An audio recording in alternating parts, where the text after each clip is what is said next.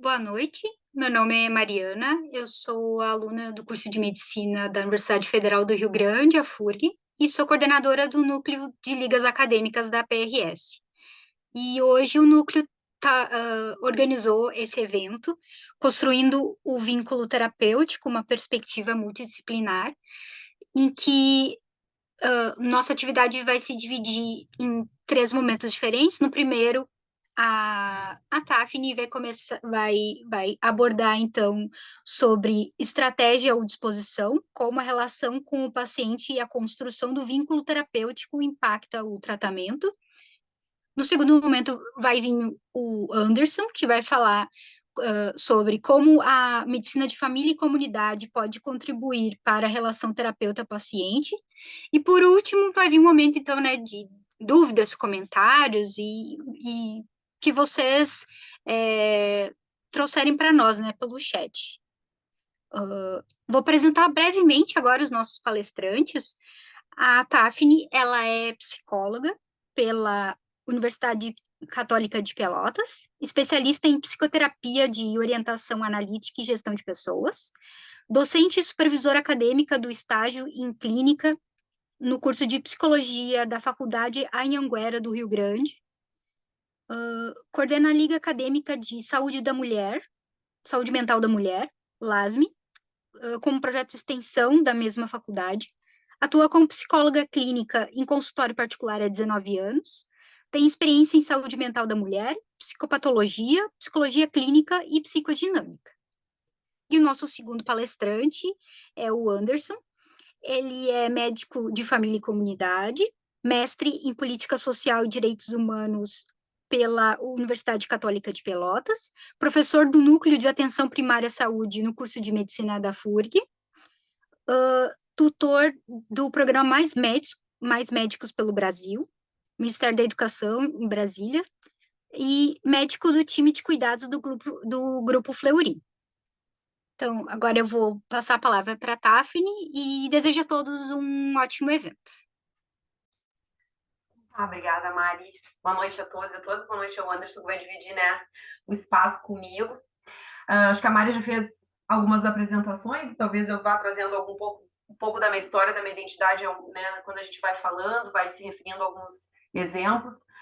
Mas quando a Mari me convidou para conversar com vocês, e eu já tenho uma história assim longa, né, com a Liga de Psiquiatria da FURG, mas foi um convite sobre um tema que eu ministro em algumas aulas, porque eu sou docente de disciplinas de psicoterapias, né? Então a gente acaba sempre falando sobre a questão, e é super abrangente, assim, e importante falar disso no curso de psicologia, né? A questão do vínculo terapêutico, da aliança. Então acho que me senti à vontade para trocar uma ideia. E aí, né, a gente trazer essa perspectiva aí, medicina, psicologia, mas falar realmente sobre essa maneira e sobre esse fator que é tão importante, né, na condução dos atendimentos. Óbvio que talvez eu vá conduzir um pouco mais a minha fala direcionando isso para as psicoterapias, né, porque é da onde eu entendo as coisas e faço leituras, né. Então, eu vou compartilhar uns slides com vocês e vamos começar a conversar. Aqui. Eu não sei se vocês podem me dar um ok, Mari, se tá aparecendo e se tá passando. Tá sim, tá aparecendo. Então tá ótimo, então. Gente, quando a gente conversou, eu e a Mari, sobre o tema da noite, né, o tema pelo qual a gente ia se debruçar, eu fiquei pensando muito, né, porque em alguns textos a gente fala sobre fatores comuns ou fatores específicos, né, dentro das abordagens terapêuticas. E às vezes, quando os alunos estão se direcionando para os atendimentos em clínica, eles ficam muito preocupados, né, na relação em se relacionar, em construir um vínculo, né, com o paciente. E aí, quando a gente estava trocando uma ideia, eu disse para ela: olha, Maria, eu não sei se isso é uma coisa que tem uma estratégia ou também tem uma disposição. Então, eu acho que a gente vai começar a debater o tema, né? Se é uma coisa tão formal ou se é uma coisa subjetiva, ou se elas podem, né, se interligar para que a gente possa pensar no tratamento e no atendimento. Tá? E eu começo fazendo uma pergunta para que vocês possam refletir, né? Quem tem o interesse, né, a inclinação aí de atender as pessoas, como é que tá, né? Como é que tá a paciência e o interesse humano de vocês? Por quê? Vários textos, vários teóricos, né? Eles vão dizer para a gente que existem características específicas que são das técnicas, características que são das teorias, mas existem características que são específicas do indivíduo que se candidata a atender outras pessoas. Nesse caso, claro, né, o psicoterapeuta. E acho que quem deu muito espaço para isso foi Carl Rogers, que a gente vai voltar nele, né, um pouquinho mais adiante, foi um psicólogo super importante na década de 50, bem no momento em que começam as pesquisas acerca de psicoterapia, né, no mundo. A gente vai falar um pouco, então, né, sobre essa relação médico-paciente, psicólogo-paciente, aluno, né, estagiário, aluno, né, plantonista, e que é, né, de grande interesse de produção científica.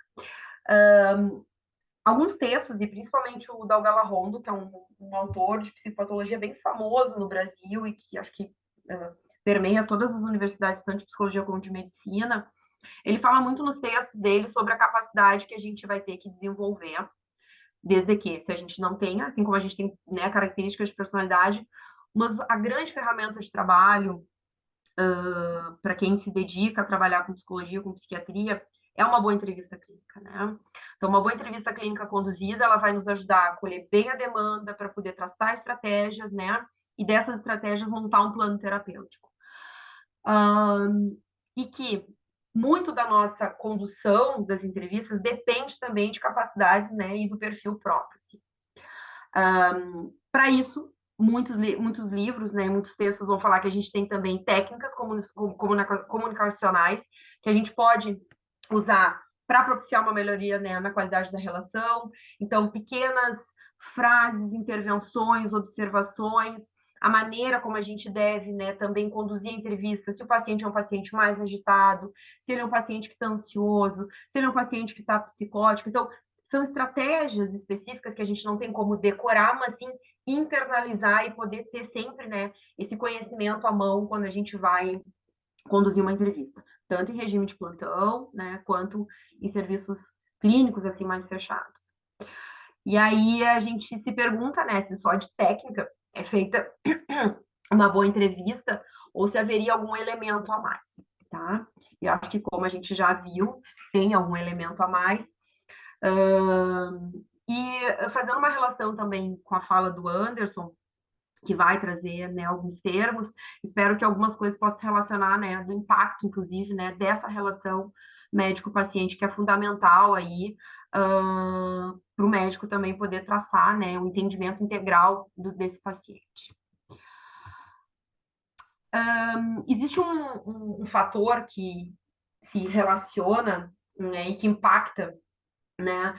Então, quando a gente fala de uma melhor relação médico-paciente ou psicólogo-paciente, ela não tem somente efeitos positivos nessa satisfação do usuário, mas hoje já se entende que existe uma influência direta sobre o estado de saúde desses pacientes.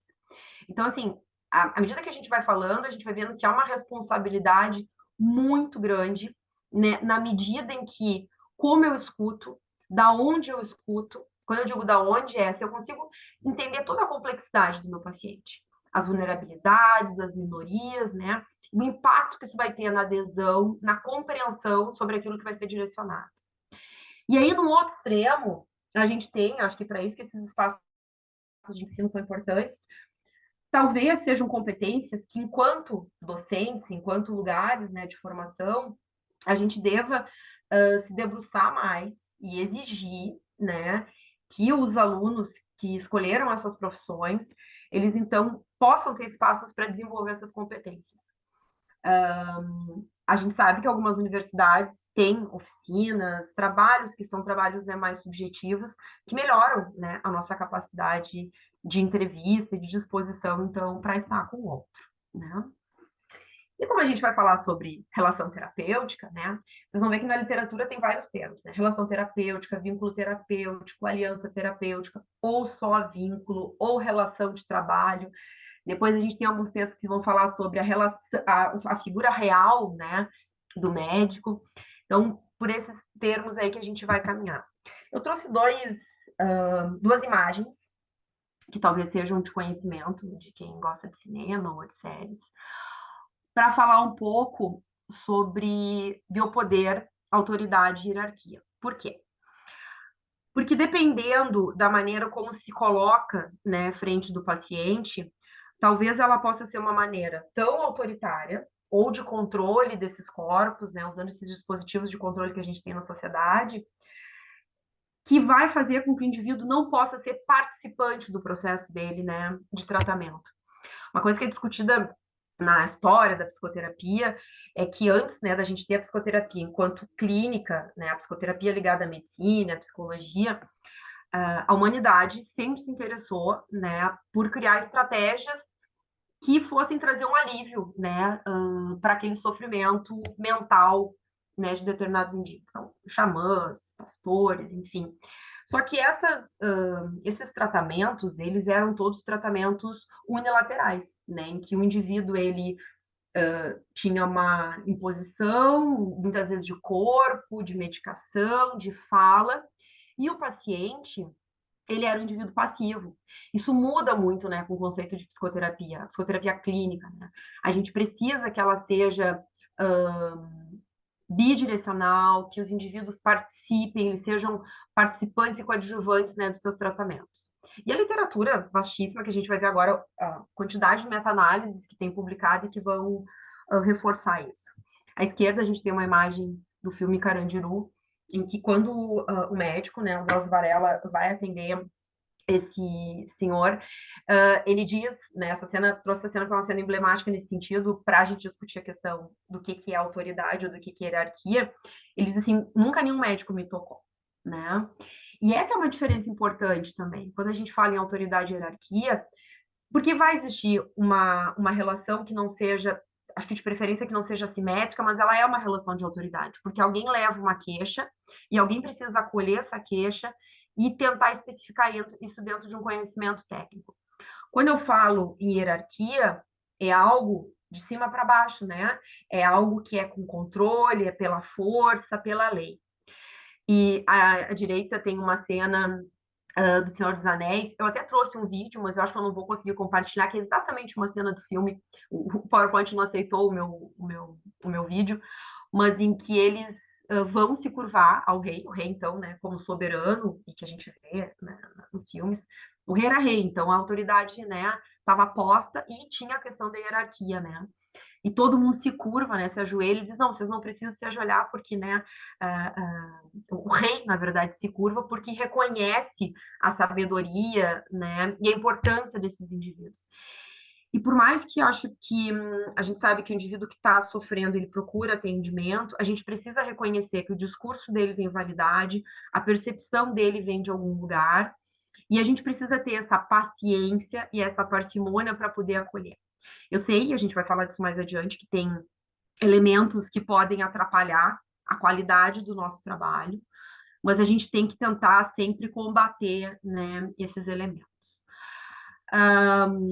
A gente traz algumas fundamentações assim em relação à psicoterapia, um método de tratamento que utiliza meios psicológicos, que vai tentar modificar os problemas, né, de acordo muitas vezes com a abordagem da onde ela se direciona, né? Então, algumas são direcionadas ao insight, as comportamentais vão ser para novas aprendizagens através da exposição, a cognitivo-comportamental, a aquisição de novos pensamentos, a psicanálise, né, vai tentar investigar o inconsciente, ou as psicoterapias de orientação analítica, e elas sempre vão acontecer nessa relação, né, interpessoal, como a gente vinha falando.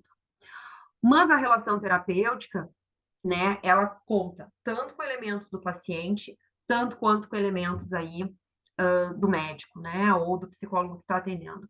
E por que é importante a gente falar disso? Porque às vezes o prognóstico de um indivíduo, ele também vai depender de um fator que a gente leva muito em consideração na terapia, que é a motivação.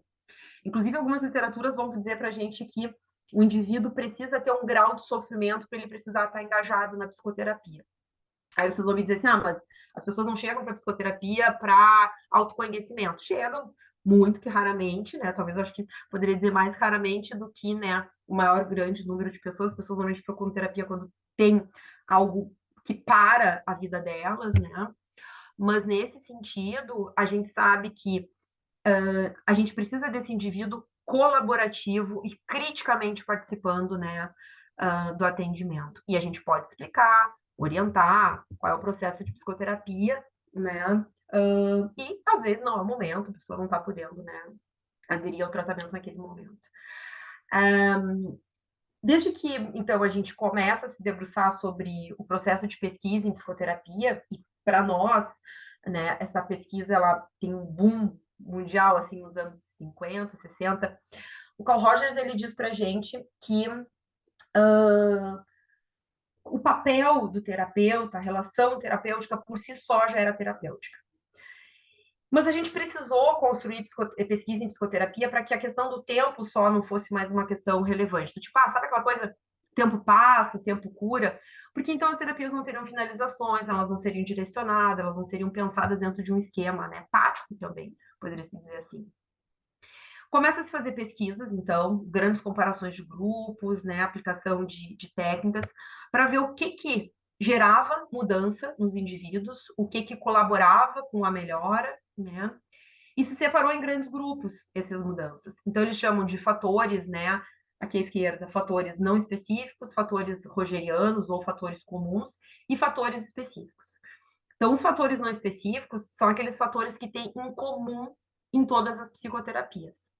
E o que a gente sabe hoje é que a relação terapeuta-paciente é um dos maiores preditores de sucesso na psicoterapia. E acho que a gente pode usar esse elemento para começar a fazer esse raciocínio para outras áreas de atendimento. Então, quanto, e o Freud já falava sobre isso, né? O Freud já dizia que se os médicos soubessem o quanto a inclinação, né, o quanto um atendimento ele já gera uma relação transferencial, né, eles conduziriam isso de outras maneiras e como isso melhoraria, né, para o tratamento dos pacientes. Então a gente já sabe, né, assim, meta-análises muitas publicadas sobre a relação médico-paciente. A teoria cognitiva comportamental, inclusive, ela dá mais ênfase, né, para os fatores comuns como resultado aí de todas as terapias. As terapias psicodinâmicas, que são oriundas aí, né, da terapia analítica, ela vai dizer que a relação terapêutica ela tem uma importância maior ainda.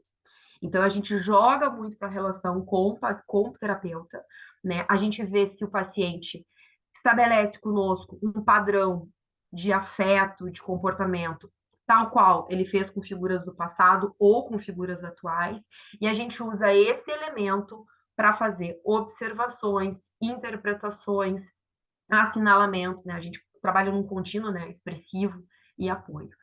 Então, vocês podem ver que, independente da abordagem, é um fator, eu poderia dizer que é o fator ouro, né, das psicoterapias.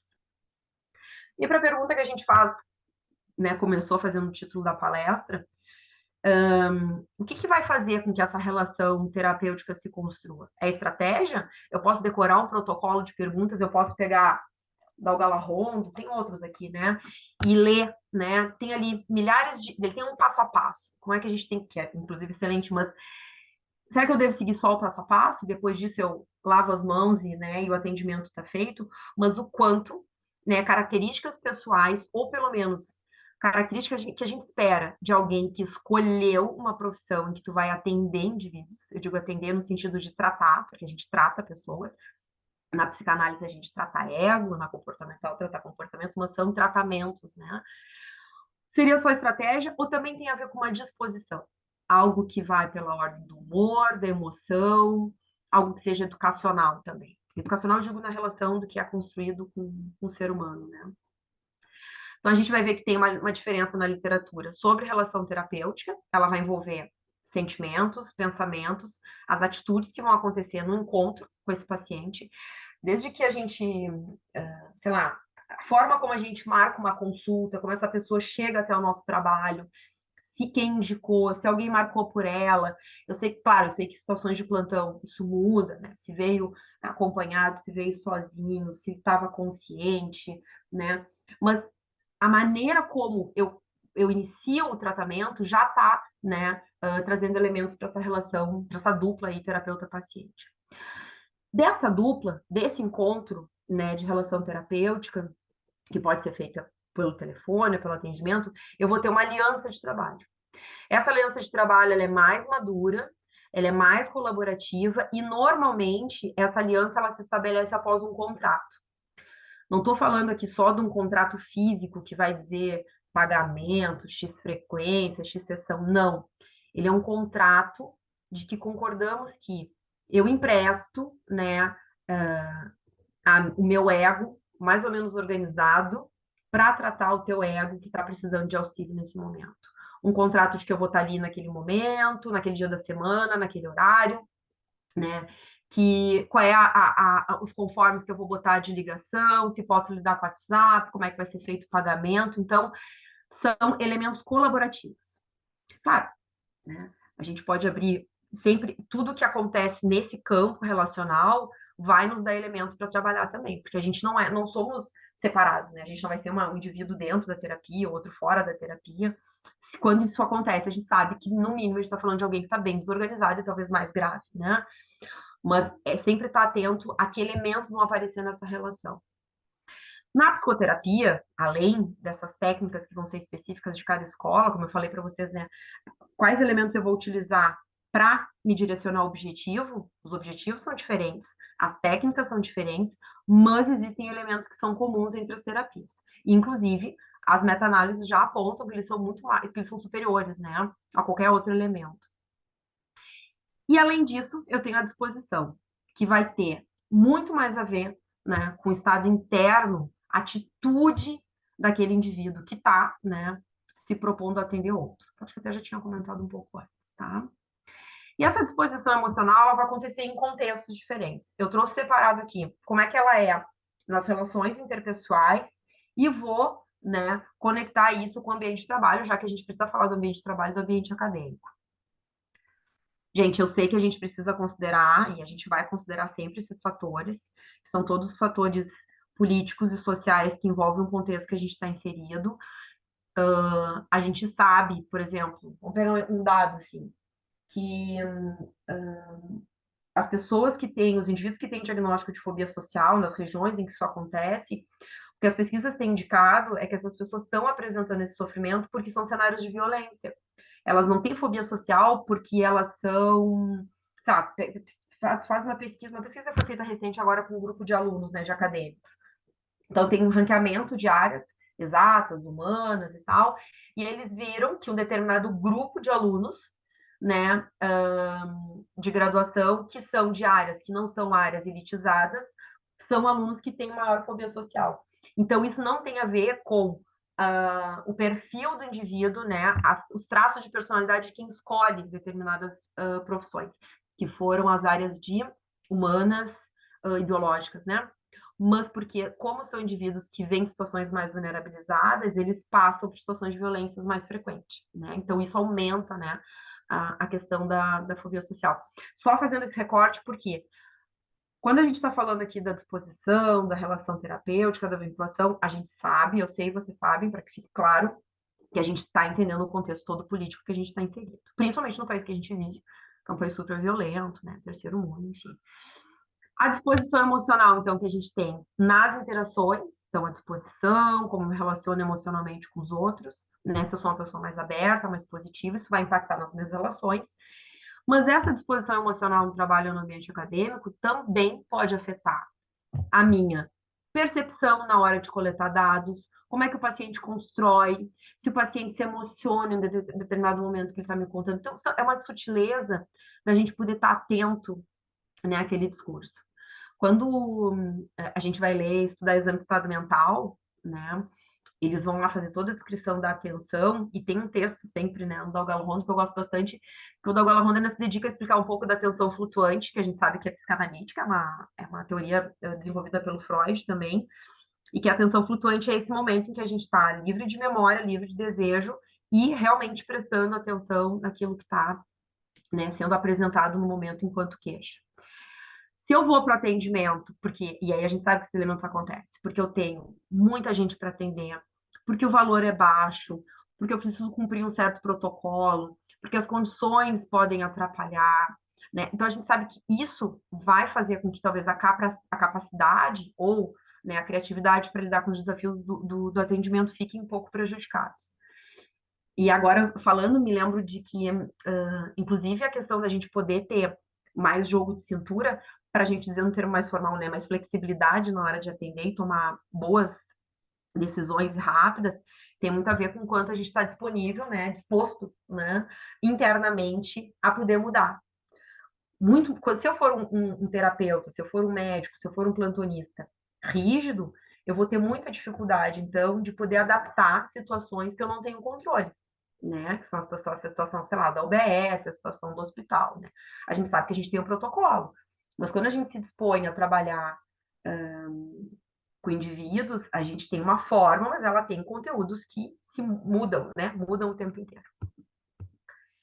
E desses fatores que influenciam a disposição emocional, estado de humor, né, que é momentâneo, que pode influenciar, a gente está triste, né, também pensando em outras coisas da vida que podem nos atrapalhar, vivências, as experiências passadas, né, a maneira como a gente se sentia sendo controlado, tendo que atender, porque a maneira como a gente se constrói enquanto indivíduo também vai impactar o profissional que eu sou, né, então, prestar e estar atento a isso para que, inclusive, possam ser coisas tratadas para melhorar a minha condição de atendimento. Saúde mental, porque quem atende também pode estar adoecido, pode estar passando por sofrimento psíquico, né?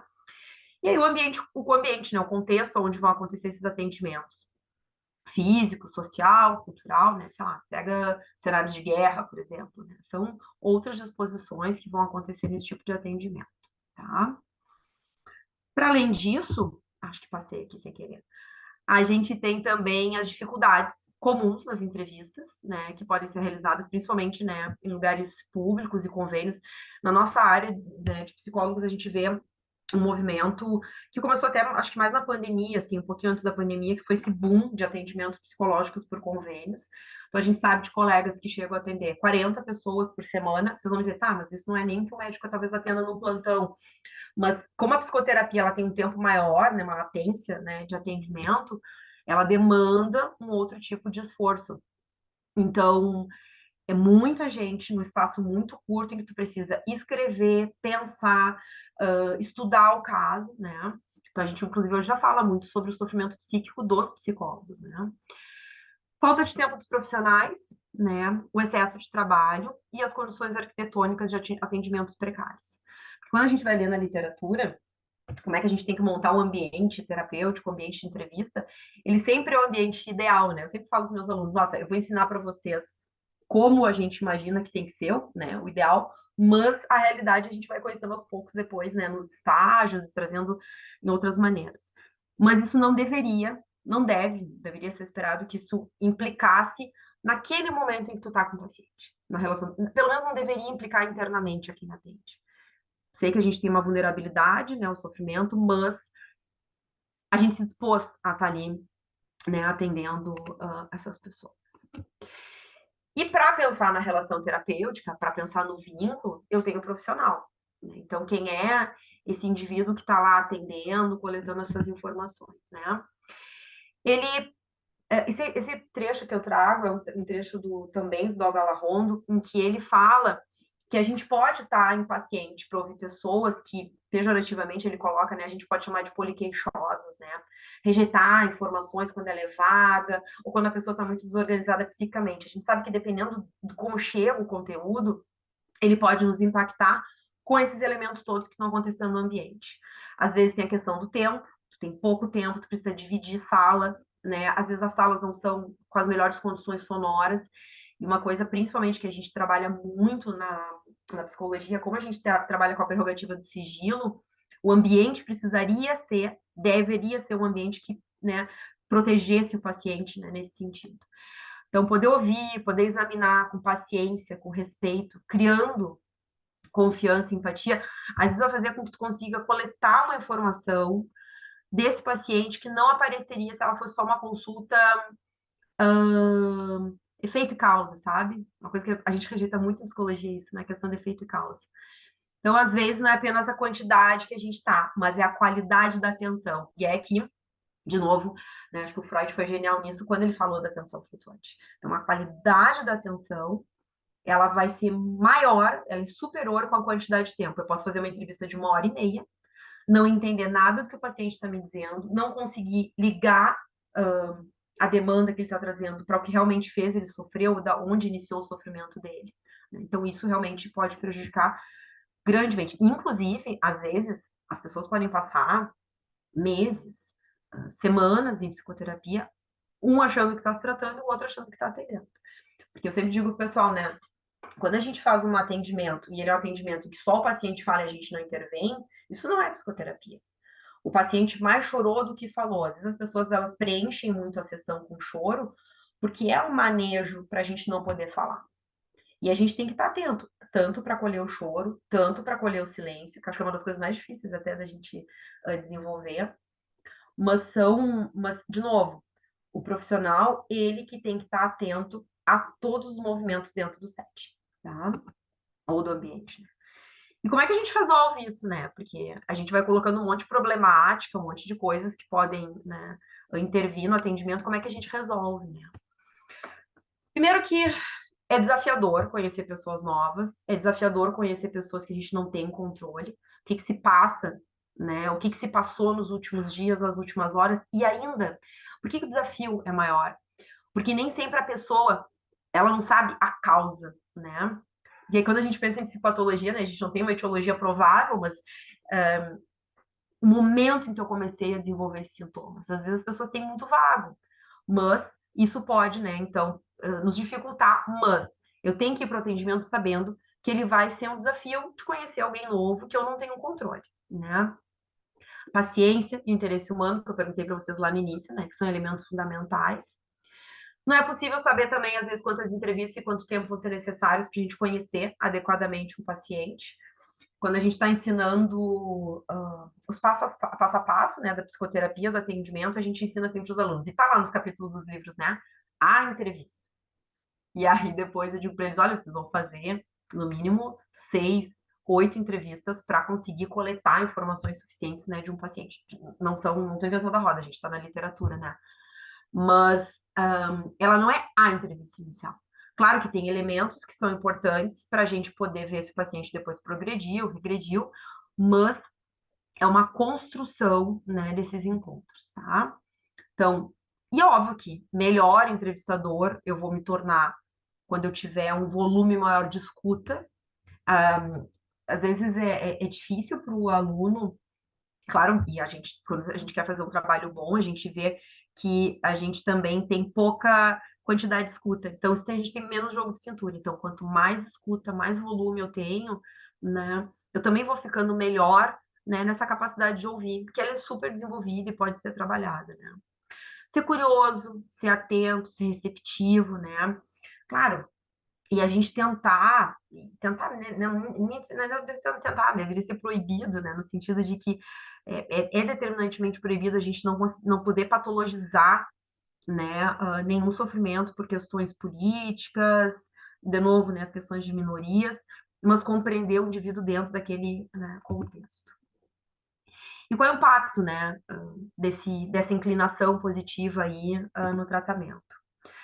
Eu não trouxe os elementos específicos, assim, de artigo e recorte, trouxe algumas coisas para pensar, mas a gente tem algumas meta-análises que vão comprovar, né, o impacto, né, elas comprovam a eficácia das psicoterapias, e uma das grandes descobertas nessas pesquisas é que esses fatores comuns, que são os fatores como a qualidade do atendimento, as características do terapeuta e a relação terapêutica, elas são os fatores, né, preditores aí de sucesso que comprovam a eficácia do tratamento. Então, eu não posso ter um tratamento só com técnica e eu não posso ter um tratamento só com relação terapêutica.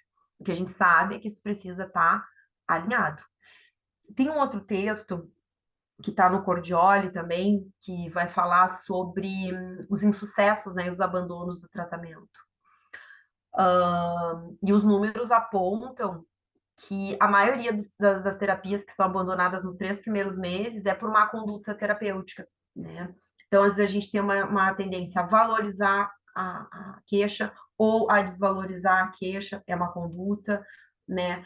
Quando tu assume um caso e tu começa a desmarcar uma agenda, né, que se move muito, isso traz A gente deveria, quem se propõe a trabalhar com psicoterapia, a gente deveria proporcionar um ambiente, né, com uma frequência, um setting seguro, né, para essas pessoas. Então, a gente viu, né, que a aliança terapêutica, então, ela é um fator crucial para o tratamento. Eu trouxe só alguns títulos para ficarem como sugestão de pesquisa sobre provas empíricas, né, as meta-análises sobre a efetividade da relação terapêutica, tá? E é importante quando a gente vê que tem tanta meta-análise, porque se tem tanta gente pesquisando sobre o assunto, é porque é um assunto relevante e que tem um impacto, né? Quando a gente decide trabalhar com saúde, a gente sabe que se a gente tem mais prevenção, isso inclusive diminui os custos para o sistema e a gente melhora a qualidade de vida da população, qualidade de saúde, né, da população. Então, se eu tiver realmente tratamentos mais eficazes, com boas relações, eu posso inclusive estar reduzindo grandes doses de sofrimento, né? E a gente volta um pouco, eu achei que não ia me alongar muito, a gente volta um pouco para a pergunta inicial, que é vínculo, né, ou estratégia, né? Afinal de contas, né, o vínculo depende de estratégia de disposição. A gente escuta às vezes quando as pessoas vão falar de relações afetivas, né, afetivo-românticas, que enquanto a gente não se ama, ninguém mais vai amar a gente. E que é um pouco equivocada essa ideia, porque uma coisa é autoestima, né? Ou que, na literatura psicanalítica a gente não vê muito autoestima, a gente fala em narcisismo, né? Amor próprio, né? No Freud. Mas quando a gente fala sobre essa relação, e por que eu trago isso? Porque me parece que quem se dispõe a atender o outro, se está numa relação melhor consigo próprio, vai produzir um atendimento melhor. E quando a gente vê essas frases de que se a gente não se amar, ninguém mais vai te amar, né? Assim, no campo afetivo romântico, é um pouco mentiroso, porque ninguém ama ele. A gente precisa de gente para se relacionar e a gente se reconhece pelo olho do outro, para se entender. Então, quando a gente. Sabe que nem criança, quando a criança está brincando e a criança quer mostrar coisas fenomenais, assim, pra gente, que, tipo, olha o que eu sei fazer. A minha enteada esses dias disse pra gente: olha o que eu sei fazer. Ela tava balançando a sobrancelha, né? Para ela, dentro dos 2 anos e meio dela, é genial balançar a sobrancelha, é uma descoberta do corpo, mas ela quer que a gente assista aquilo. E por que eu estou construindo esse exemplo? Porque talvez quem está precisando de ajuda e que está em sofrimento precisa ser bem assistido, bem acolhido, bem enxergado, né? Então, são formas também que a gente pode pensar que essa qualidade humana, ela poderia, né, se desenvolvida nos cursos acadêmicos e impactar um pouco mais a relação do vínculo. Para a gente ir finalizando, só para fazer uma comparação, tá? Do que correntes filosóficas da psicologia se dedicaram a dizer o que é importante, né, no vínculo terapêutico. O Freud valorizou extraordinariamente, a gente inclusive não sabe atender sem olhar para transferência e para contra-transferência, mas ele vai dizer, né, sobre essas manifestações para usar isso como intervenção. Terapias humanistas, existenciais, que propuseram, né, os fatores comuns. O Carl Rogers, que vai falar dos aspectos da personalidade do terapeuta, que é empatia, autenticidade e calor humano. Então, tu tem que gostar de atender gente para estar nessas profissões em que tu, no mínimo, vai precisar fazer entrevista. São cruciais. E o Rogers, ele lança essa ideia na década de 50, mas não tinha pesquisa. Quando vem as pesquisas de psicoterapia começam a acontecer, os caras comprovam, não, realmente, existem características específicas da personalidade do terapeuta. E que assim, gente, se a gente não tem, a gente desenvolve. Na maioria das vezes em psicoterapia. E o Frank, né, que é um outro autor que destaca também o papel dos fatores comuns, também um pesquisador importante para essa área, né, da psicoterapia. E para a gente finalizar, só uma frase do Cordioli que vai dizer que o modelo de um terapeuta impessoal que atua como uma tela em branco ou um espelho que apenas reflete as projeções do paciente, além de ser pouco realista, pode ser usado defensivamente para alimentar a fantasia de que é possível controlar a interferência de fatores reais na condução das terapias. Então, fiquei pensando aqui também uma coisa que eu acho que é importante falar. Às vezes tem um determinado tipo, perfil de indivíduo, talvez indivíduos perversos ou pessoas que têm uma vida bem vazia, sabe, uma vida pobre de relação? E são pessoas que acabam se satisfazendo narcisicamente, perversamente, nesse tipo de trabalho, que é um tipo de trabalho de atendimento. Eu até esqueci, eu podia ter pego um livro, eu tenho um livro junguiano aqui que ele fala sobre as condições de poder no atendimento, na psicologia, no serviço social, na medicina. Então, às vezes, o que a gente vê também são pessoas que se beneficiam, vou largar essa, vou sair, pessoalmente, da não melhora, né, muitas vezes, dos pacientes. Não sei como isso fica, né, nas outras áreas, mas na psicologia é uma coisa que a gente discute bastante, porque a ideia é que a pessoa consiga se organizar e possa ir largando mão da sua psicoterapia, né? Que ela possa ser, como Freud dizia, né, um indivíduo tratado, um indivíduo autêntico e autônomo, né? Alguém que se dá conta e assume as suas coisas, né? Mas às vezes, se eu não consigo ser um indivíduo com uma vida mais organizada, eu vou me beneficiar, inclusive, do sofrimento, né, do meu paciente. Tá? Eu botei aqui só as referências que eu usei para minha fala, tá? E o meu e-mail. E agora eu vou aguardar a discussão com um colega depois. Gente, obrigada. Espero não ter falado muito rápido.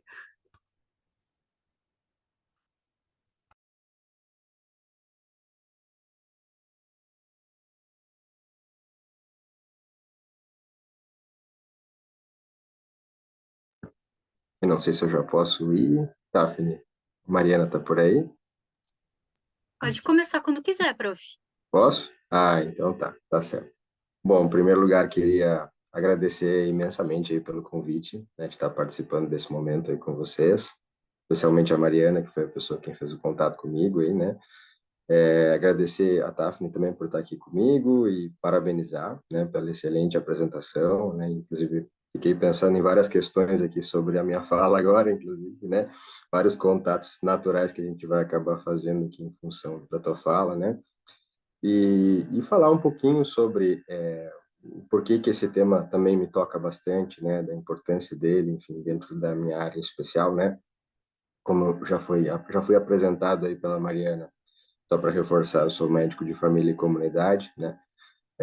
E a medicina de família e comunidade trabalha num cenário que é um cenário conhecidíssimo e necessário dentro da atenção à saúde no mundo, que é a atenção primária à saúde, né? Que seria aquele primeiro contato das pessoas com os serviços de saúde, sejam eles serviços públicos ou privados, né?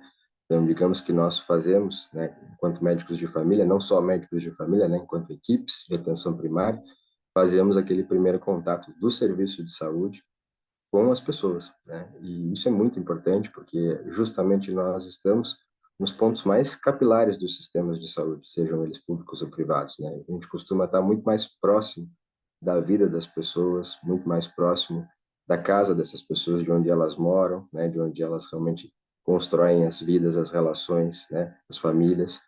Então, isso naturalmente já cria uma necessidade gigantesca na nossa área, né? Os profissionais que atuam na atenção primária, de construir bons vínculos terapêuticos. A gente vai estar muito próximo da vida real das pessoas, né? E isso é fundamental, esse entendimento, para que a gente possa entender também o que a gente precisa fazer, né? Enquanto profissional nesse cenário, tá? Eu vou aqui puxar minha apresentação, prometo ser breve e prometo não trazer muita densidade de conteúdo, mas naturalmente eu preciso contextualizar tudo que eu vou falar e eu não posso deixar de falar sem falar da atenção primária. Então, boa parte do que eu vou falar aqui é trazendo para o cenário da APS, né? Ou seja, a construção desse vínculo dentro do cenário da atenção primária, né? A importância da nossa medicina de família nesse contexto. Então, deixa eu trazer aqui para vocês. Você está dando para enxergar aí a apresentação? Só para confirmar para mim, gente. Mariana. Dá para ver sim. Perfeito. Obrigado. Então tá, gente. Então a minha ideia hoje era tentar trazer um pouco desse contexto da construção do vínculo terapêutico, dessa perspectiva multidisciplinar, para o nosso cenário da atenção primária. Tá? Então, já fui apresentado aqui, né? Agradeço a apresentação da Mariana, mas só para reforçar aí que eu acabei de falar, né? Médico de família e comunidade.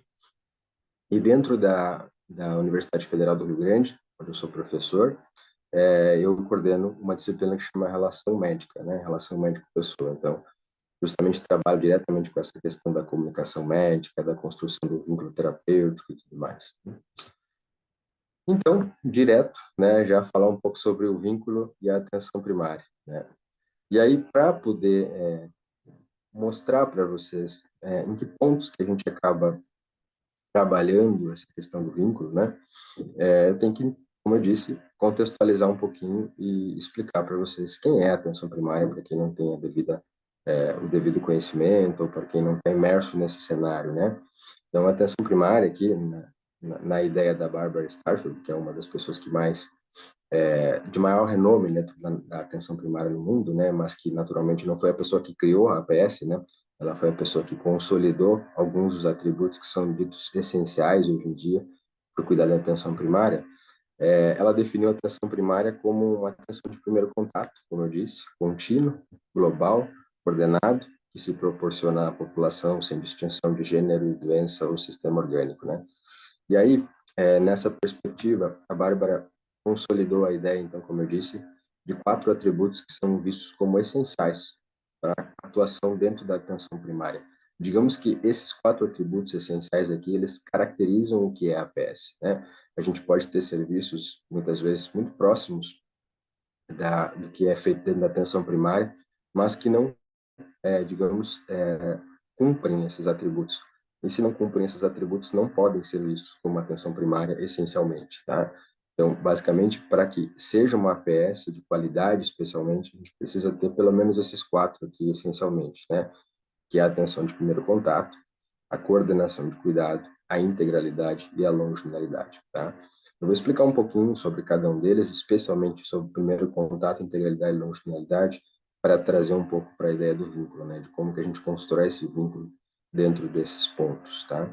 Mas a ideia aqui é realmente trazer tudo que eu vou falando, né, para esse contexto da construção do vínculo terapêutico.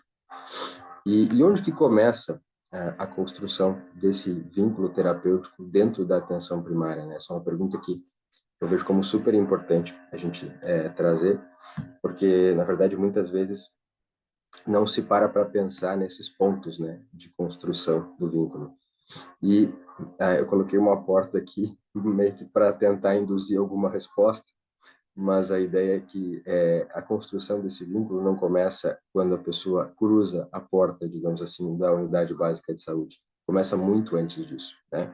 Então, a gente sabe que na atenção primária, as pessoas elas são vinculadas já às suas unidades, né, às suas equipes de saúde da família, quando a gente coloca no contexto do SUS, através de uma territorialização, né? Então, essa territorialização, ela já é a construção de um vínculo de base territorial, né? As pessoas se vinculam a determinado serviço, a determinada equipe, por estarem localizadas, morando, né, em determinado território, né?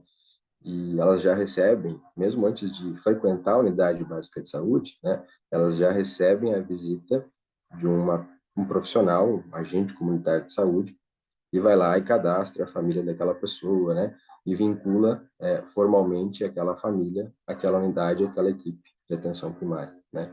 Então, esse é um primeiro ponto, antes mesmo de procurar a unidade básica de saúde, antes mesmo de procurar o serviço de saúde, digamos que o serviço vai até a pessoa. E o serviço mesmo já proporciona a construção desse vínculo na medida em que cadastra aquelas pessoas, né? Cadastra aquela família, faz um levantamento. A visita domiciliar que é feita pelo agente comunitário de saúde, né? Nesse primeiro contato, uma visita de também um inquérito de saúde, né? Um levantamento de dados, tanto do ponto de vista epidemiológico quanto sanitário, né? E esse primeiro inquérito, digamos assim, já é o suficiente para construir esse primeiro ponto aí, esse primeiro elo para este vínculo que a gente tanto fala, né? Então, esse é o primeiro contato, esse é, digamos, o primeiro passo aí para essa construção de um vínculo terapêutico na atenção primária. Mas aí vem digamos, o segundo momento, talvez de maior importância, que é o momento do vínculo orgânico, o momento do vínculo baseado aí sim na procura da pessoa pelo serviço, porque uma vez vinculada àquele serviço, a pessoa naturalmente pode desejar, né, procurar aquele lugar para, enfim, N demandas, N necessidades de saúde. Então, vem o contato, de fato, da pessoa com os profissionais daquele serviço diretamente. E esse é um ponto fundamental, porque aí a gente começa a falar um pouco sobre o acolhimento, né? A importância do acolhimento do serviço de saúde para a construção desse vínculo terapêutico, né? Dentro da atenção primária, a gente enxerga o acolhimento como uma tecnologia de cuidado, né? Ou seja, é uma técnica, um conjunto de técnicas, né? Um conjunto de métodos que são utilizados para receber essas pessoas dentro do serviço de saúde, para escutá-las, validar toda e qualquer necessidade e demanda que ela traga, né? E a partir daí dar seguimento a isso dentro do serviço de saúde. Como a atenção primária é o primeiro ponto dos sistemas de saúde, então ela funciona também como uma coordenadora de cuidado. A atenção primária funciona como um ponto que vai carregar a pessoa, digamos, ajudar a pessoa a caminhar ao longo de toda a rede de atenção à saúde. Por isso que é tão importante que esse vínculo, no momento em que ele começa a se construir, ele sirva também de um ponto inicial para uma caminhada que às vezes pode ser longa, às vezes pode ser curta, da pessoa dentro do sistema de saúde, né? E quem vai justamente propiciar isso são os profissionais lá daquela unidade, né? E como eles vão propiciar isso é justamente através desse acolhimento, que é todo e qualquer encontro entre os profissionais daquele serviço com as pessoas que estão procurando o sistema, tá? Então, a gente pode considerar o acolhimento através de alguns sentidos, baseado nisso que eu acabei de dizer, né? O acolhimento ele pode ser visto como um mecanismo de ampliação, facilitação do acesso, né? Justamente nessa perspectiva de ser um espaço para receber as pessoas dentro do sistema, né? O acolhimento, como eu disse, ele também é uma postura, uma atitude, né? Uma tecnologia de cuidado. E aqui a gente talvez conversando um pouco com a fala, né, da Tafni, né, sobre a questão da disposição, né, estratégia ou disposição, aqui a gente tem uma necessidade de uma disposição da própria equipe, né, uma disposição para que essa equipe, através de uma atitude, acolha essas pessoas que estão procurando o serviço, né, e use as suas estratégias, que use as suas técnicas, mas que principalmente esteja disposta a fazer esse processo, né, esteja disposta a abrir a porta do serviço para essas pessoas. O acolhimento também é um mecanismo pode ser visto, né, como um dispositivo aí de reorganização e de organização do processo de trabalho de toda a equipe que está no serviço, né? Então ele tem uma importância muito grande justamente também nesse processo de organização, porque ele acaba, digamos, ele acaba orientando como todos os profissionais da unidade vão trabalhar, à medida em que, se as pessoas são bem recebidas, se as pessoas têm as suas necessidades atendidas, há um envolvimento natural de todos os profissionais da unidade naquele processo, né? A gente costuma dizer que um acolhimento bem feito costuma ampliar o acesso e, naturalmente, costuma ampliar também as demandas nas unidades. Então, é comum que unidades que façam bons serviços de acolhimento sejam unidades mais movimentadas, digamos assim. Isso é natural dentro do processo, até pela própria necessidade que a gente tem no nosso país, né? As pessoas precisam de atendimento, precisam ser acolhidas. Então, uma unidade que trabalha numa zona de alta vulnerabilidade, por exemplo, que tem pouco movimento, que está sempre com a porta fechada, que está sempre vazia, não é um bom sinal, né? Muitas vezes é sinal de que alguma coisa está falhando ali, né? Do ponto de vista de organização, talvez de disposição, né? Na medida em que as necessidades são muitas, né? Então não faz muito sentido esse lugar ser vazio, né?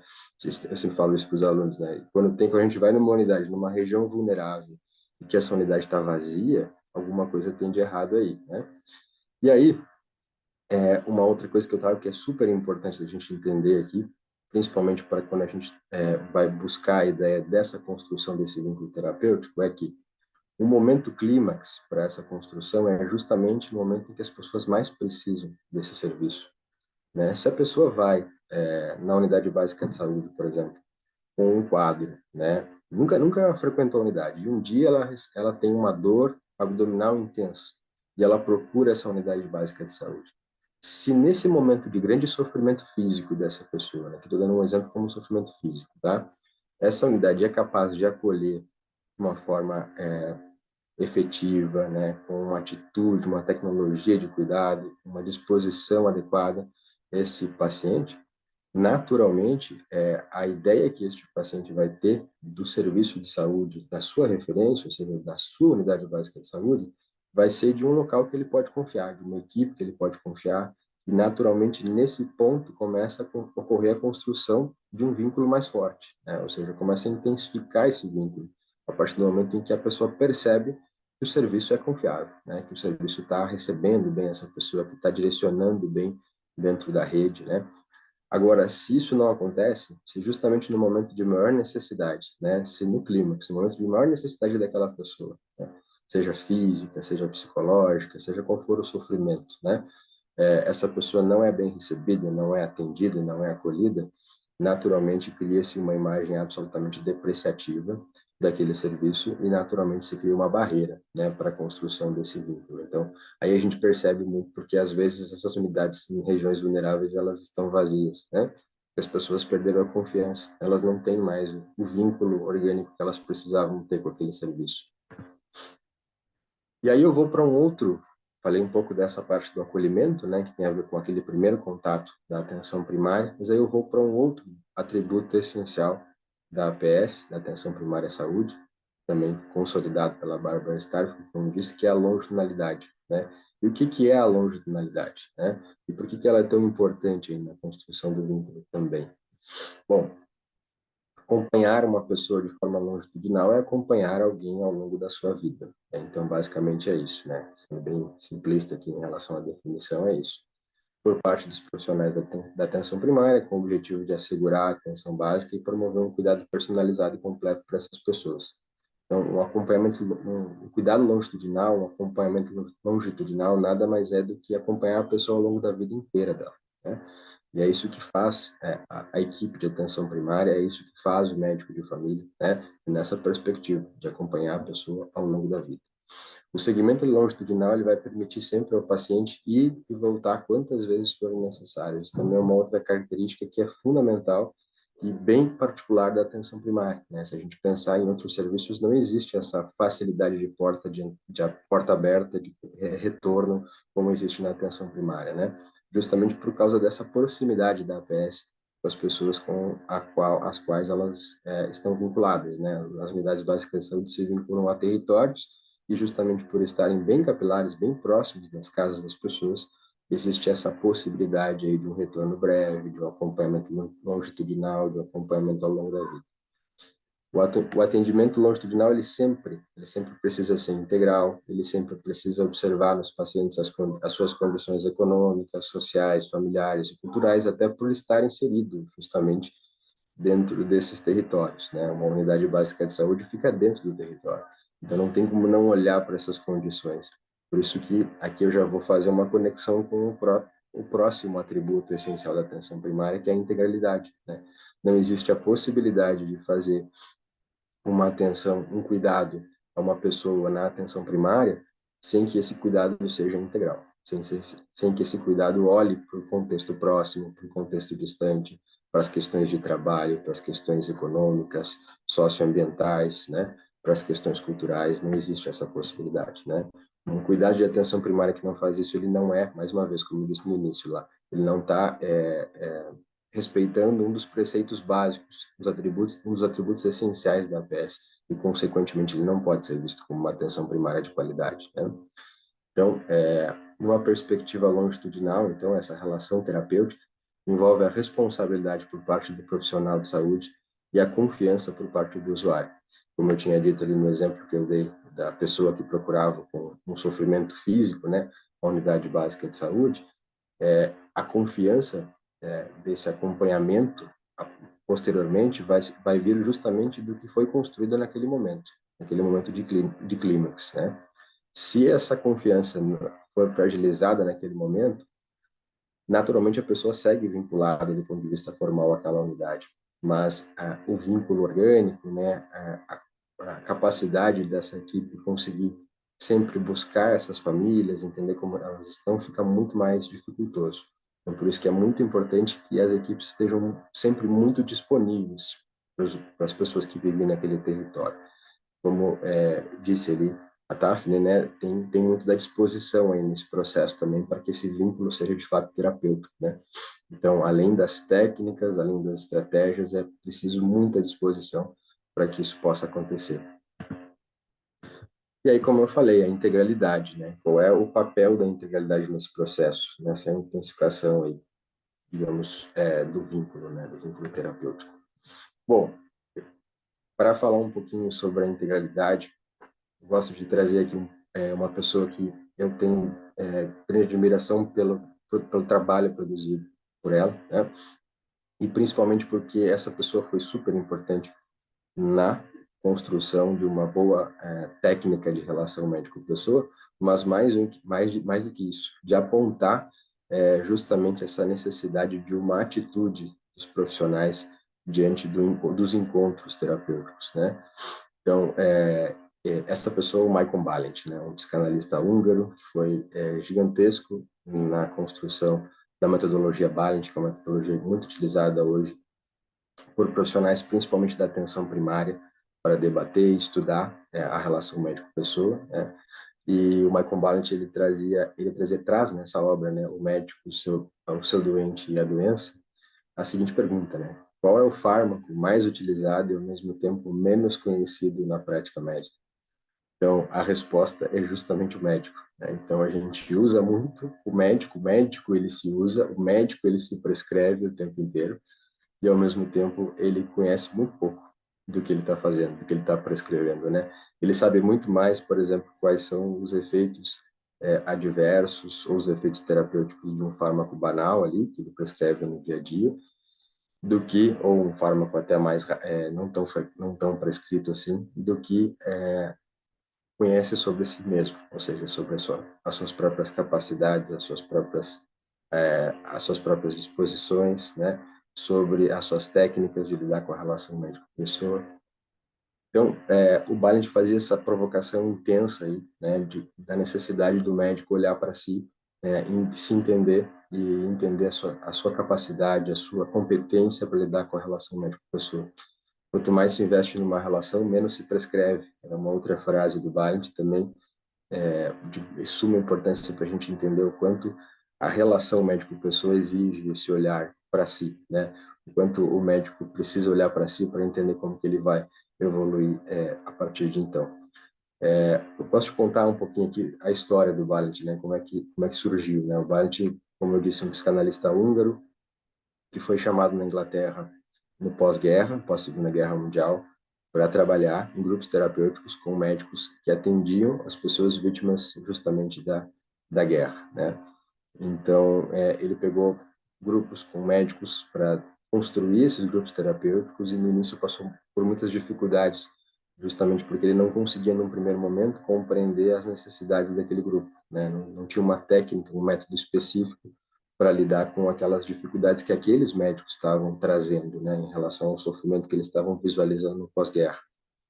E justamente em cima dessa dificuldade, né, durante esse processo, o Balint começou a perceber os caminhos que poderiam mudar um pouco essa forma de conduzir os grupos. E aí foi que ele criou então a metodologia Balint, uma metodologia baseada justamente nesses encontros de médicos, né, na relação médico-pessoa, na técnica em si, na disposição desses médicos para o atendimento. Então, o Balint realmente foi genial na criação dessa metodologia, é uma metodologia que impulsiona hoje os médicos a melhorar a sua relação com os pacientes e serviu de base para construir muito do que a gente tem hoje de comunicação médico-pessoa, do ponto de vista de bibliografia, né? Então, o Balint inspirou outros tantos autores, que alguns eu vou até citar aqui, inclusive, na construção de alguns métodos que nos ajudam a entender melhor as pessoas, a compreender melhor o sofrimento de cada um, né? A entender a experiência que as pessoas têm com o processo de adoecimento, que é muito diferente da doença em si, né? Então, a importância do Balint é enorme dentro da construção da relação médico-pessoa.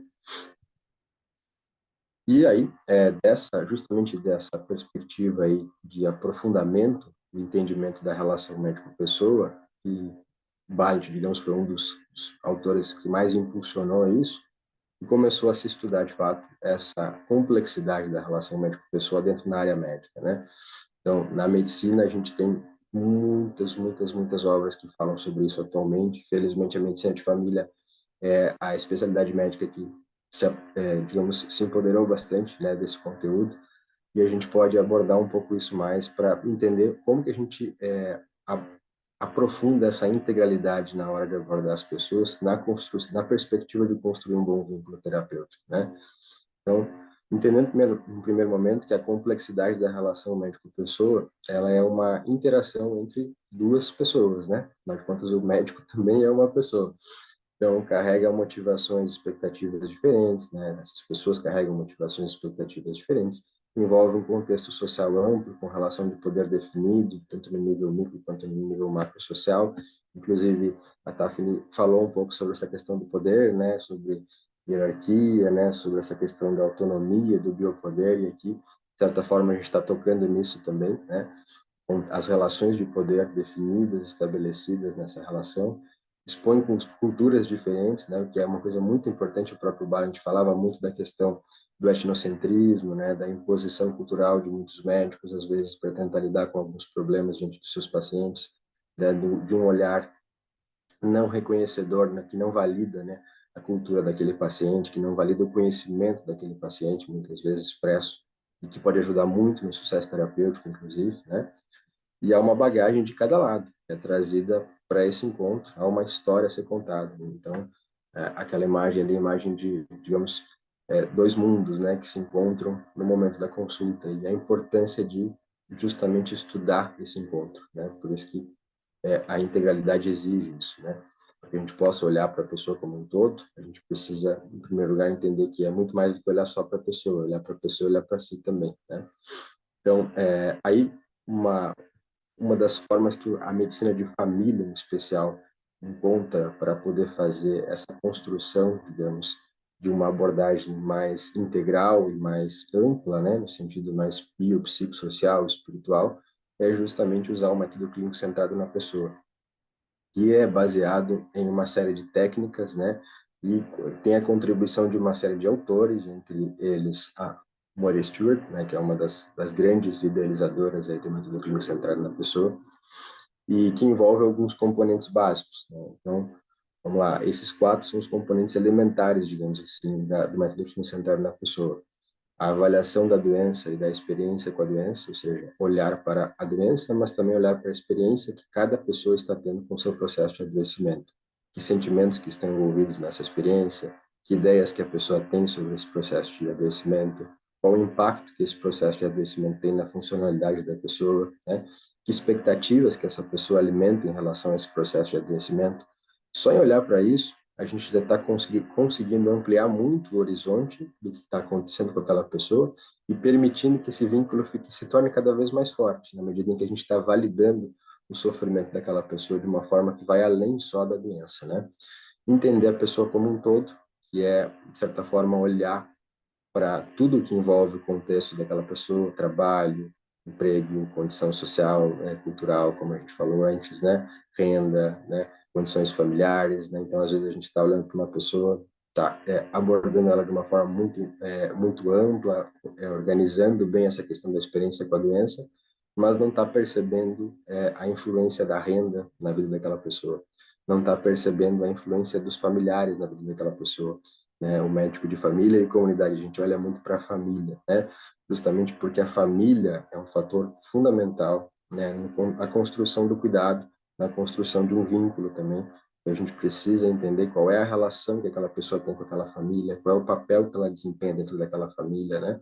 Se aquela família é uma família dita funcional, disfuncional, enfim, termos que a gente pode até questionar, mas aqui nesse contexto cabem apenas para entender a importância do olhar familiar nesse contexto, né? Depois, um outro componente é a elaboração de um plano conjunto de manejo, que tem muito a ver com aquela ideia de uma pactuação sobre o que a gente vai construir em termos terapêuticos junto com o nosso paciente. Ou seja, o paciente participa da construção do seu processo terapêutico. Isso é absolutamente disruptivo com a ideia mais tradicional daquela medicina biomédica, né, anatomoclínica, né, em que o médico muitas vezes está numa posição hierárquica de superioridade, em que ele define, o paciente aceita num contexto mais passivo, né? Aqui não. A perspectiva do método clínico centrado na pessoa é de um plano conjunto, em que a pessoa vai participar da construção do próprio plano terapêutico, né?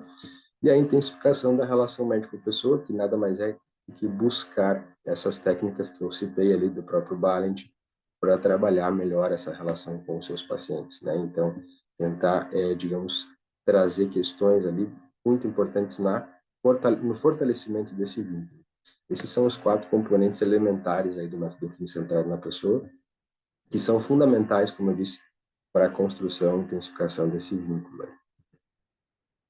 Então, aqui reforçando o que eu já havia falado lá no início, né, o momento de fragilidade, o luto, é uma oportunidade de um cuidado amplo, né? Então, quando a pessoa está diante de um sofrimento intenso, né, por alguma perda ou mesmo que trouxe a ideia do luto, né, mas por um processo de adoecimento mais sério, é nesse momento de grande fragilidade que a gente tem uma grande oportunidade dentro da atenção primária de construir um vínculo terapêutico efetivo, né? Então, aí a gente tem que justamente oferecer explicação sobre a doença que está acometendo aquela pessoa, sobre o tratamento, dar um suporte na elaboração dos significados pessoais e sociais dessa experiência que a pessoa está tendo com a doença. Afinal de contas, a doença é sempre um fenômeno interpretativo, né? É sempre feito pelo agente que cura e pelo paciente, ou seja, a doença não é só de um lado, ela não é só definida de um lado, ela é definida dos dois lados, né? Então, por isso que eu preciso dar espaço para que esses fenômenos, né, sejam de fato expostos, né, que essa interpretação seja de conhecimento de ambos, tanto o médico entender o fenômeno interpretativo do adoecimento do paciente, quanto o paciente entender também o que o médico está querendo dizer, né, aquela coisa do médico falar a mesma língua que o paciente, de poder se comunicar, de ele entender o que está sendo falado, né. É muito triste quando a gente vê um paciente sair de um consultório, depois de uma consulta, às vezes até longa, e o paciente não saber dizer o que aconteceu lá dentro, né? Não saber dizer qual é o que ele tem, por exemplo, o que ele vai ter que tratar, o que ele vai ter que usar de medicação, por que ele vai usar aquela medicação, né? Isso naturalmente mostra essa fragilidade muitas vezes nessa construção desse vínculo, na construção desse processo terapêutico conjunto, né? Como eu falei ali, como um componente do método clínico. E aqui algumas perguntas que nem sempre os médicos olham, mas que quase sempre os pacientes trazem, né? O que está acontecendo? Por que está acontecendo? Por que comigo? O que vai acontecer, né? Quais os sintomas que eu devo valorizar, que devem ser valorizados no que eu estou sentindo, né? Qual o momento certo para buscar o auxílio, né? Então, quando um paciente busca um médico, muitas vezes ele já tentou fazer muita coisa, né? Às vezes ele já buscou auxílio de outras pessoas, leigas, né? A quem devo procurar? Como eu devo me vestir, né? Qual a linguagem a ser utilizada e como eu devo me comportar. São questões que o médico precisa saber o que o paciente está se fazendo, né? E o médico precisa muitas vezes chegar até essas questões. Claro que é de uma forma diferente, usando técnica, né? Ele precisa ter técnica também para explorar isso, mas essas perguntas, elas inúmeras vezes vão estar sendo feitas pelo paciente para ele mesmo. Bom, eu não sei se eu falei rápido demais, mas era basicamente isso que eu queria trazer para vocês. A minha referência principal aqui foi o nosso Tratado de Medicina de Família e Comunidade, que fala um pouco sobre a questão da comunicação médica, né, sobre a prática da relação médico-pessoa, esse método clínico centrado na pessoa, como eu citei aqui. E deixei aqui também o meu e-mail, meu telefone, LinkedIn, se quiserem entrar em contato, fiquem bem à vontade. Vou parar aqui a apresentação e agradeço.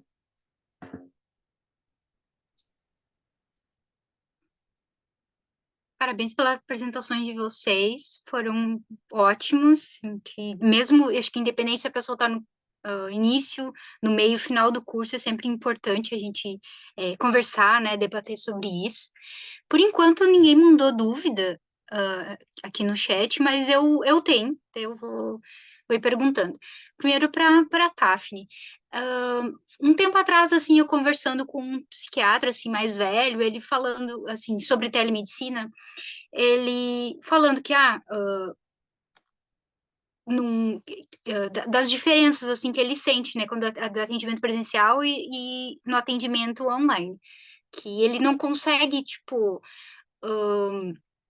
atender da mesma forma, por isso que ele até evita fazer atendimento online e faz, porque na presencial tem toda a questão que ele comentou comigo de expressões faciais, os gestos, expressões corporais e tal, e que no online são coisas que às vezes tu não, né, a câmera daqui a pouco tá focada só bem assim, no rosto do paciente, não consegue enxergar, e eu gostaria de saber, assim, se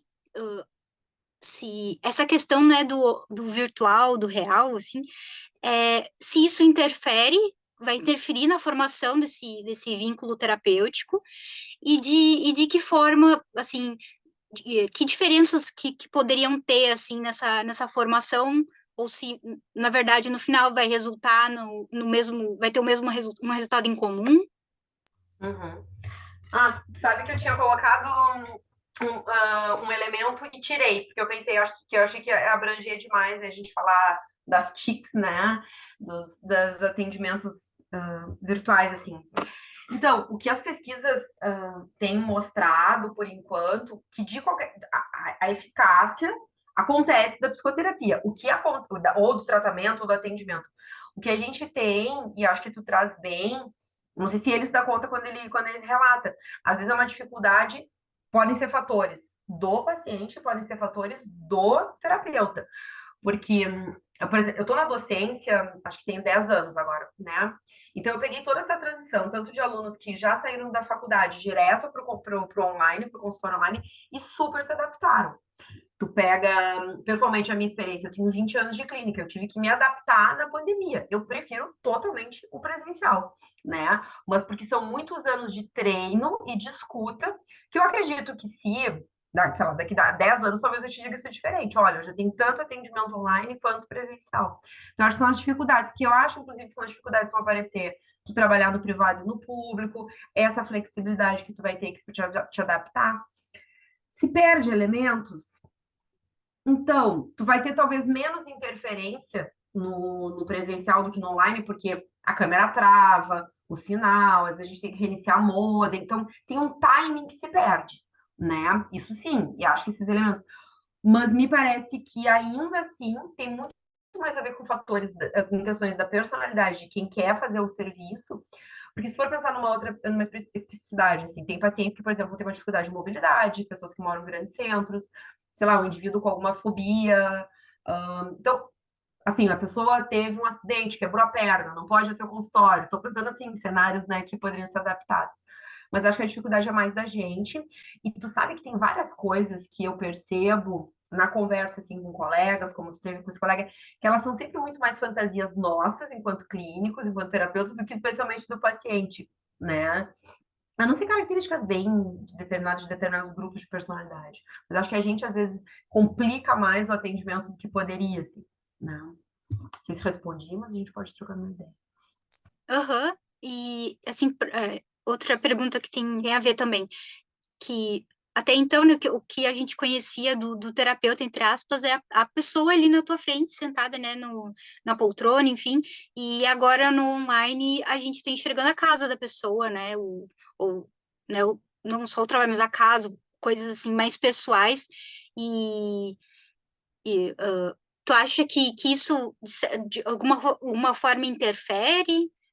Ou, ou deixa mais, torna mais, talvez, fortalece mais esse laço com o paciente, não sei.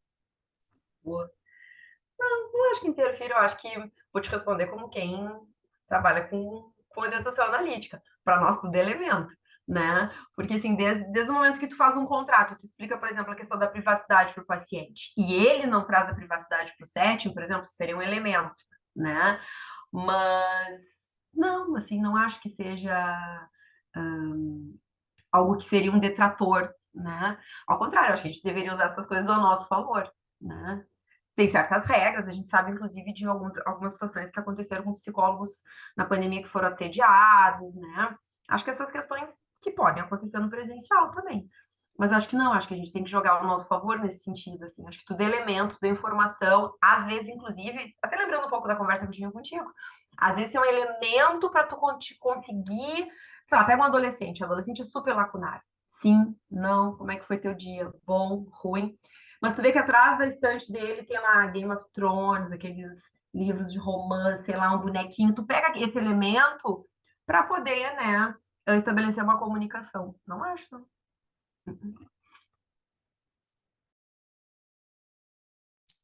E queria trazer aquela primeira pergunta também para o Anderson, que se tu sentiu diferença, assim, desse atendimento online, presencial, e se isso faz muita diferença na MFC.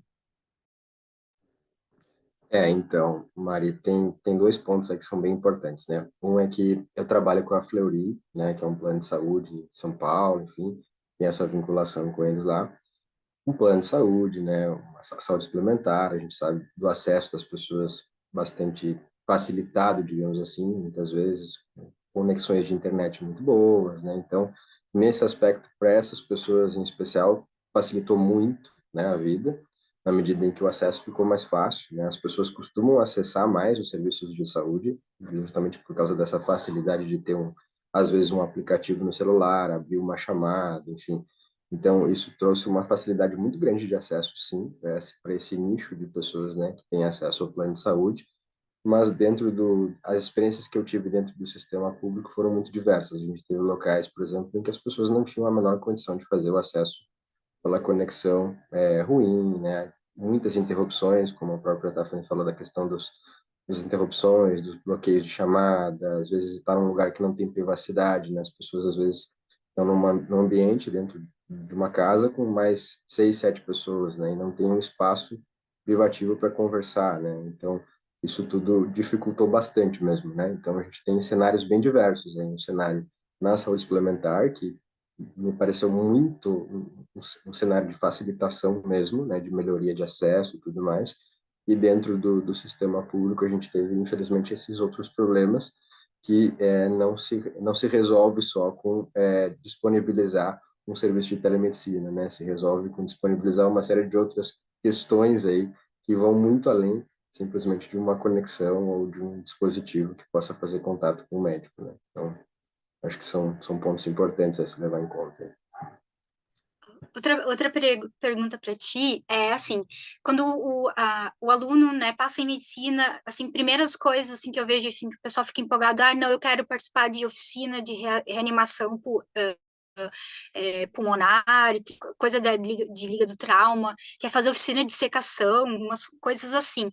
E apesar de no início assim ser abordado um pouco disso, né, dessa relação médica, né, dessa construção desse vínculo terapêutico, é, como tu acha que a gente pode tornar esse assunto um assunto assim mais interessante, talvez, para o aluno ir atrás, entender melhor sobre isso, e, seria, por exemplo, através da questão assim, na grade curricular ou atividades extracurriculares? Excelente, viu, Mari? Uma questão que a gente também já conversou em privado em outros momentos, né? Mas, sem dúvida nenhuma, essa necessidade do aluno à exposição prática desde o início é fundamental para que ele consiga compreender o valor dessa disciplina, por exemplo, que é a disciplina de relação médico-pessoa, em que a gente estuda essas técnicas, estuda o método clínico centrado na pessoa, né? Uma coisa é estudar o método clínico em sala de aula, outra coisa é tu vivenciar o método clínico dentro de um cenário de atenção primária, por exemplo, né? Dentro de um encontro. Perceber o quanto o uso daquele método clínico centrado na pessoa num encontro médico-pessoa tem seu valor, o quanto ele tem resultado, né? O quanto ele demonstra resultado terapêutico na construção do vínculo, no próprio plano terapêutico em si. Então, acho que o aluno perceber isso é fundamental.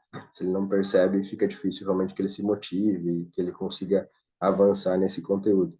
O que a gente percebe muitas vezes em muitos cenários de aprendizado acadêmico é justamente essa dificuldade, né, de expor o aluno a esses cenários práticos, para que ele tenha essa vivência, para que ele possa fazer isso de uma forma organizada, orientada. Então, esse é um dos maiores problemas, os maiores desafios hoje em dia, né, em vários cursos da área da saúde, mas na medicina em especial a gente vive falando sobre isso, né, da dificuldade de uma orientação na prática, da dificuldade de um cenário prático de qualidade. Então, basicamente é esse o meu pensamento, Maria. E até assim pensando assim, até para tornar isso algo mais homogêneo entre os professores, assim, porque depende muito, tem professor daí, que nem o senhor daí na aula, a gente conversa, né, nas práticas também, sobre as práticas, só que tem professores que a gente tem as aulas teóricas, tem as práticas no ambulatório, mas basicamente assim, tá aqui as passos, tem que atender o paciente tal, daí no final a gente se reúne para discutir o caso e depois em sala de aula a gente só vê o conteúdo teórico. A gente não discute nada, assim, essa parte de relação médica. Exatamente, Maria. Total razão aqui. Uma última pergunta para a Tafni, juro, é a última pergunta. Assim, que eu tenho assim, uma dúvida assim, mais pessoal, assim, para criar esse vínculo terapêutico, é necessário a gente trazer algo, assim, o terapeuta trazer algo dele para a relação, eu digo, comentar assim coisas, não sei, familiares ou pessoais, sei lá, assim, assim, para Uhum, exemplificar, para, sei lá, dar um contexto uhum, para a pessoa. uhum. Eu Como até se que criasse ponto a gente compartilha isso, né? como, como se criasse uma certa proximidade, enfim. E Uhum. Eu acho que isso está um pouco naquilo que eu falei antes da autoridade da hierarquia. Sabe que eu estava lendo um texto, quando eu estava montando a minha fala, no livro do Zimmermann, foi um psicanalista gaúcho, que a gente estuda muito porque ele é super didático, então, fundamentos psicanalíticos. E aí ele tem uma parte do texto que dizia assim, que tem que ter uma relação assimétrica. E aí eu pensei, bah, tá, fim de 20 anos atrás teria super concordado, eu não penso assim, mas eu sei que tem uma linha tênue entre eu dividir coisas pessoais e simplificar demais a relação. Porque daí eu fui pensando, não sei se no extremo daqui a pouco o paciente vai retornar mais para conversar e não vai seguir o tratamento, se ele realmente não vai achar. Porque tem as pessoas que são. Como eu poderia dizer isso? Me faltou o termo agora, assim, mas elas têm um certo gosto por frequentar determinados lugares clínicos, assim, né? São compulsivos nesse sentido. Mas eu acho, na psicoterapia, existem técnicas, tá? Tanto na psicodinâmica quanto nas teorias cognitivo-comportamentais, em que tu pode brevemente fazer as assinalações de alguma coisa da tua vida, alguma coisa do tempo, mas assim, isso depende do vínculo já criado, né? Então, depende muito da qualidade. Então, dizer como é que a gente mensura, né, o vínculo, porque não tem um instrumento que tu mensura o vínculo, né? Mas tem pacientes que não suportariam, tá? A divisão de algum. Talvez eles ficassem mais paranoides, ou ao contrário, né? Eles poderiam se fundir contigo e vocês são um só, e aí acaba essa relação de autoridade, que é uma relação necessária para que eu possa seguir as orientações que tu me deu, para que eu acredite naquele tratamento, né? Então, é uma linha tênue, e aí, e assim, entre o que tu tá sabendo, se tu tá usando isso porque tu sabe objetivamente para que isso tá servindo, tá? Ou se só tá jogando conversa fora porque tu, às vezes eu vejo que o pessoal tá angustiado e o pessoal atropela um pouco a técnica, né? Eu digo terapeuta, ou médico, ou estudante. Tá tão angustiado que quer tornar aquilo muito legal. Não é legal. É ruim. Inclusive, é terapia. Terapia é super difícil estar sentado na poltrona de paciente. Essa coisa de, meu Deus, como eu gosto de fazer terapia. Eu não sei, eu detesto, eu faço porque tenho que fazer, porque eu sei que eu fico mais organizada e eu vejo que funciona. Mas gostar, é assim, né? Então, acho que o pessoal perde um pouco esse lugar, assim.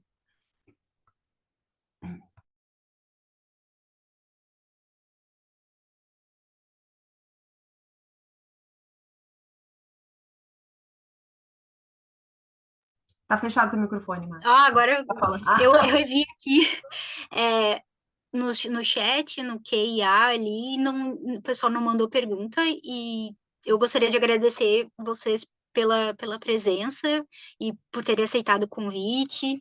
Foi muito bom discutir essas coisas que a gente não vê em sala de aula, assim, principalmente na medicina, assim, e que é muito importante e que, né, deveria ser dito mais em sala de aula. Eu não sei, vocês têm algum, assim, mais algum comentário? Alguma outra...